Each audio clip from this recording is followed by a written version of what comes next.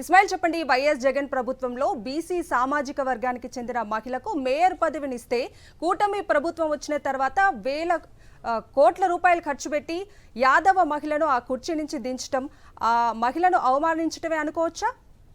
డెఫినెట్గా కవిత, కొద్ది నిమిషాల క్రితం విశాఖకు సంబంధించినటువంటి జీవీఎంసీలో జరిగినటువంటి ఒక ప్రహసనాన్ని చూస్తే నిజంగానే ఆంధ్రప్రదేశ్లో ప్రజాస్వామ్యం ఉందా లేదా అనేటువంటి అనుమానం ప్రతి ఒక్కరికి కలుగుతుంది. డెఫినెట్గా ఒక మహిళను, అది బీసీ సామాజిక వర్గానికి సంబంధించినటువంటి ఒక యాదవ మహిళను ఆమె పదవి నుంచి తొలగించడానికి ఎంపీలు, మంత్రులు, ఎమ్మెల్యేలు పూర్తిగా ఒక కూటమి కట్టి ఆ కూటమి మొత్తము అక్కడ ఉన్నటువంటి వైఎస్ఆర్సీపీకి సంబంధించినటువంటి కార్పొరేటర్లను బెదిరించి వాళ్ళను కొనుగోలు చేసి వాళ్ళ మీద కేసులు పెడతామని చెప్పి వాళ్ళకి సంబంధించిన కుటుంబ సభ్యులను కిడ్నాప్ చేసి ఈ మొత్తానికి సంబంధించి ఒక అవిశ్వాసం నెగ్గాలంటే విశాఖకు సంబంధించినటువంటి మేయర్ పీఠానికి కావాల్సినటువంటి 74 అనేటువంటిది అక్కడ మ్యాజిక్ ఫిగర్ 74 అనేటువంటి ఒక నంబరు, 74 మంది సభ్యుల మద్దతు కావాలి.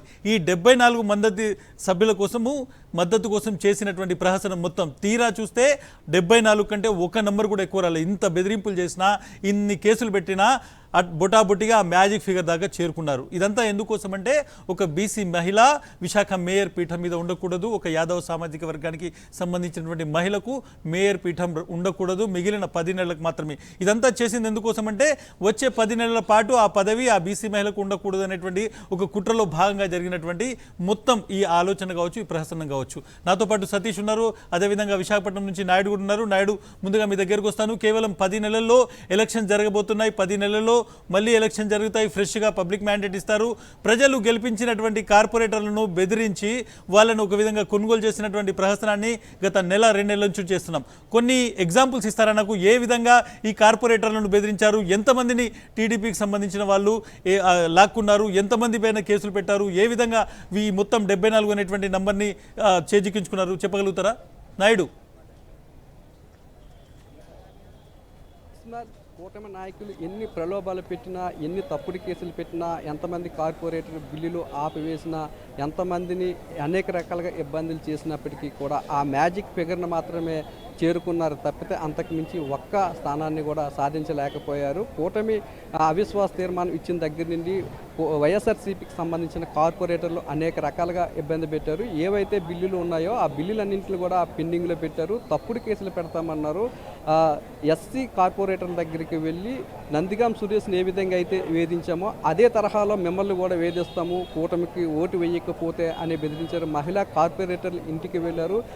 చివరికి కొచ్చిలో ఉన్న, అంటే కేరళలో ఉన్న కార్పొరేటర్ల దగ్గర కూడా ప్రత్యేక విమానాలు వేసుకుని వెళ్ళి బెదిరింపులకు పాల్పడ్డారు.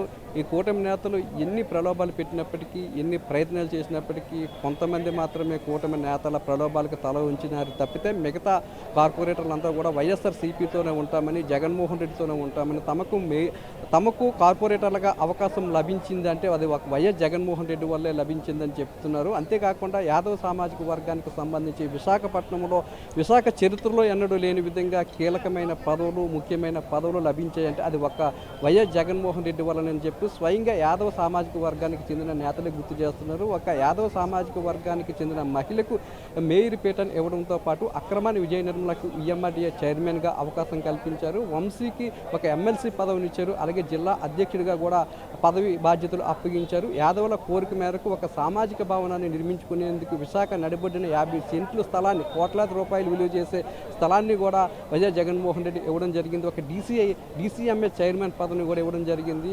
20 మంది కార్పొరేటర్లుగా పోటీ చేసేందుకు, వారు గెలిచేందుకు కూడా అవకాశం కల్పించారు. దురదృష్టవశాత్తు ఒకరిద్దరు ఓడిపోయినప్పటికీ కూడా వారికి మిగతా కార్పొరేషన్ల డైరెక్టర్లుగా కూడా అవకాశం ఇవ్వడం జరిగింది. యాదవులకు విశాఖ చరిత్రలో ఎన్నడూ లేదు విధంగా అనేక కీలకమైన పదవులు అప్పగించారు. అయితే ఒక బీసీ మహిళ విశాఖ మేయర్ పీఠం మీద ఉండకూడదు, వైఎస్ జగన్మోహన్ రెడ్డి చేసిన ఒక మంచి పనిని చెరిపివేయాలన్న ఉద్దేశంతోనే కూటమి పార్టీకి చెందిన నేతలు